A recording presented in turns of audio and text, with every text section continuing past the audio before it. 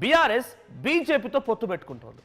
ఇంకా ఆశ్చర్యకరమైన విషయం ఏంటంటే బీజేపీ సిపిఐ సిపిఎం పార్టీలతో పొత్తు పెట్టుకొని ఎన్నికల్లో బరిలో దిగుతోంది. ఇవన్నీ జరుగుతున్నాయి సర్పంచ్ ఎన్నికల్లో. సర్పంచ్ ఎన్నికల్లో చిత్ర విచిత్రంగా ఈ పొత్తులు పెట్టుకుంటూ ఉన్నాయి. పల్లెల్లో బీజేపీ బీఆర్ఎస్ పొత్తు కొనసాగుతోంది. చాలా చోట్ల బీజేపీతో బీఆర్ఎస్ పొత్తులు పెట్టుకొని బీజేపీని కూడా గెలిపిస్తోంది బీఆర్ఎస్. పలు చోట్ల సిపిఎం కాంగ్రెస్తో కూడా బీఆర్ఎస్ పార్టీ దోస్తీ చేస్తోంది.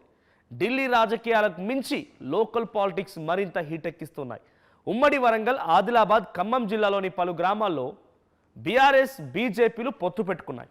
సో మొదటి నుంచి అధికార కాంగ్రెస్ పార్టీ ఈరోజు అధికారంలోకి వచ్చిందన్నా, అధికారంలోకి వచ్చిన తర్వాత సెన్సేషనల్ ఆరోపణలు చేసిందన్నా కూడా బీజేపీ బీఆర్ఎస్ రెండు వేరువేరు కాదు, ఒకే నాణానికి బొమ్మ బొరుసు లాంటివి. ఈ రెండు పార్టీలు కూడా ఒకే తల్లి బిడ్డల్లా వ్యవహరిస్తున్నాయని చెప్పి అనేక సార్లు రేవంత్ రెడ్డి ఆరోపించిన విషయం తెలిసిందే. ఇప్పుడు దాన్ని నిజం చేసేలా క్షేత్రస్థాయిలో లోకల్ అంటే జనరల్గా సర్పంచ్ అభ్యర్థుల్లో పార్టీలు ఉండవు, పార్టీల గుర్తులు ఉండవు, పార్టీల ప్రాబల్యం పెద్దగా అంతగా ఉండదు. క్షేత్రస్థాయిలో ఆ అభ్యర్థిని చూస్తూ ఉంటారు. అభ్యర్థికి సానుభూతి, అభ్యర్థి అభివృద్ధి చేయగలుగుతాడా లేదా, అభ్యర్థి యొక్క తీరుతెన్నులు చూసి అభ్యర్థిని గెలిపిస్తూ ఉంటారు. ఇక్కడ పార్టీలు చూడరు. పార్టీలకి చాలా తక్కువ ప్రాధాన్యత. 90% అభ్యర్థియే, 10% మాత్రమే పార్టీల పరంగా ఆలోచిస్తారు.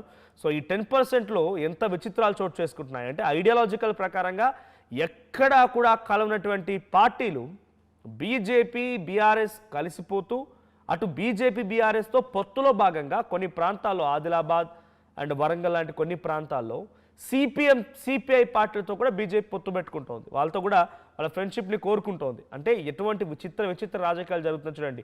ఢిల్లీ స్థాయిలో హీటెక్కిస్తున్నటువంటి పాలిటిక్స్ కంటే కూడా క్షేత్రస్థాయిలో గ్రామ పంచాయతీల్లో ఈ పాలిటిక్స్ మరింతగా